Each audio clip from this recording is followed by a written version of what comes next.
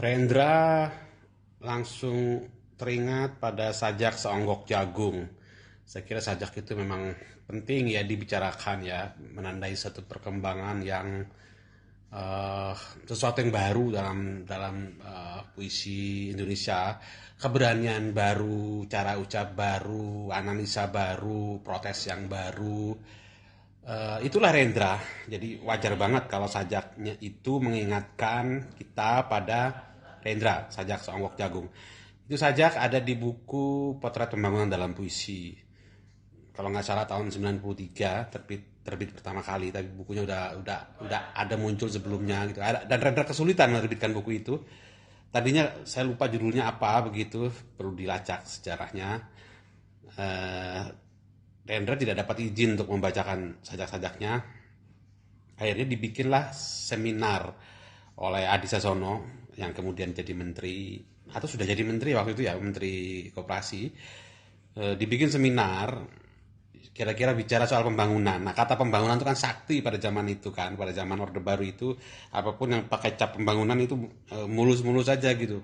Dewanya apa namanya jargonnya adalah pembangunan. Kalau Orde Lama itu revolusi, Orde Baru itu pembangunan. Nah, ketika ada seminar yang pakai judul tema pembangunan dia mulus-mulus saja. Rendra hadirlah sebagai pembicara ceritanya di situ. Makalahnya adalah kumpulan puisinya yang kemudian jadi potret pembangunan dalam puisi itu. Di situ Rendra bicara bicara tapi pada intinya Rendra baca puisi di situ. Itulah cara Adi Sasono membuatkan acara supaya puisi-puisinya itu muncul ke publik tahun 93 itu gitu, dan heboh jadi pembicaraannya macam-macam soal pembicaraan soal kualitas puisi Rendra, pembicaraan soal eh, protes sosialnya, pembicaraan soal sosok Rendra sendiri. Jadi penting dibaca ulang dan banyak hal masih relevan hari ini dengan sajak seonggok jagung itu gitu. Sajak seonggok jagung itu mau bicara apa sih?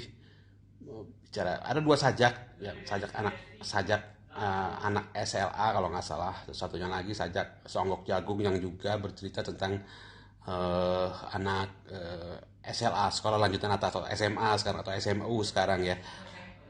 Rendra memprotes soal kurikulum, memprotes tujuan pendidikan, memprotes pendidikan yang membuat orang yang dididik dalam hal ini adalah pendidikan di Indonesia gitu jadi terpisah dari lingkungannya, dari tercerabut dari lingkungannya. Jadi ini kritik abadi kan, sampai hari ini masih banyak yang bicara soal soal pendidikan yang seperti itu gitu. Pendidikan seperti apa sih eh, yang kita butuhkan gitu, pendidikan seperti apa sih yang idealnya gitu.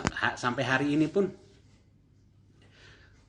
dengan kita terkenal banget di Indonesia ganti menteri, ganti ganti kurikulum begitu. Nah, bener nggak sih kurikulum hari ini gitu? Kalau kita baca Rendra lagi, sajak-sajak ini lagi gitu, rasanya kok sajaknya masih relevan ya, masih penting untuk diperhatikan ya, masih penting untuk di banyak hal-hal yang benar dari apa yang diprotes oleh Rendra dalam sajaknya itu gitu.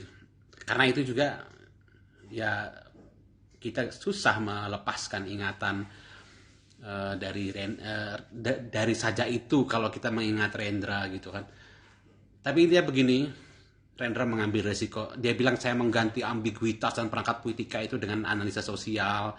Dia bilang dia mengganti apa namanya perangkat-perangkat politika itu dengan protes sosial itu dengan sadar gitu, bukan banyak protes, banyak orang, oh Rendra berhenti menjadi penyair ketika menulis pamflet. Rendra jalan terus dengan keyakinannya dan Rendra benar dengan keyakinannya. Hari ini kita bisa bilang begitu.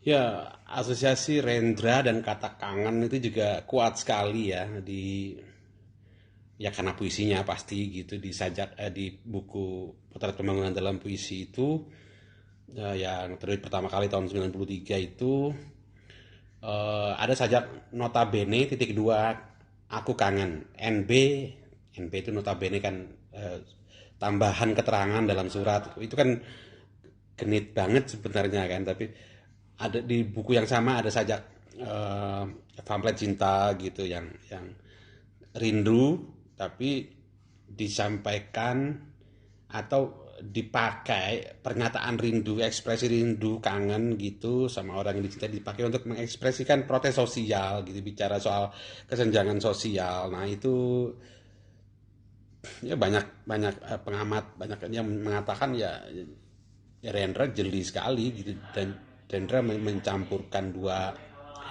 hal yang dalam konteks puisi Indonesia mungkin belum ada yang melakukan. Mungkin ya kita perlu perlu penelitian sejarah yang cermat ya, tapi sekilas saya ingin mengatakan itu gitu. Itu istimewa karena misalnya berbeda dengan katakanlah Pablo Neruda gitu. Pablo Neruda menulis sajak-sajak protes sosial, politik, eh, juga buat memenuhi sajak yang kayak anak SMA padahal dia sudah umur 50 menjelang 60 atau sudah 60 tahun gitu, menulis sajak sajak cinta yang 100 soneta cinta itu kan itu kayak menggebu-gebu cinta kayak anak-anak ABG aja gitu kan. Tapi Pablo Neruda memisahkan eh, kedua hal itu. Rendra menggabungkannya gitu. Saya mengingat Rendra dan Neruda karena di salah satu bukunya Rendra, Neruda pernah nonton Rendra baca puisi di sana di Amerika di mana gitu. Jadi penting dilacak juga itu hubungan antara Rendra dan Pablo Neruda itu gitu.